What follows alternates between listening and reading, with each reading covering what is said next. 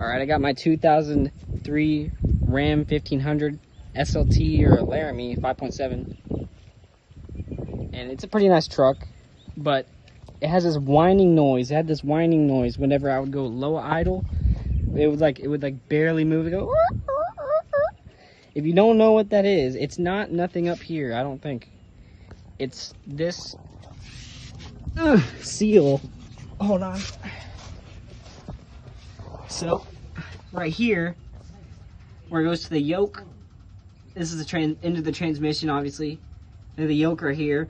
That rubber will, like, you know, come in contact with that yoke, and it will make a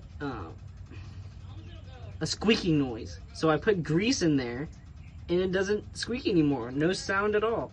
So if you hear a loud squeaking noise at really low idle, at like barely moving speed, like 1 mile an hour, that's probably your problem. So I just wanted to make this video because I don't know how many people would know this.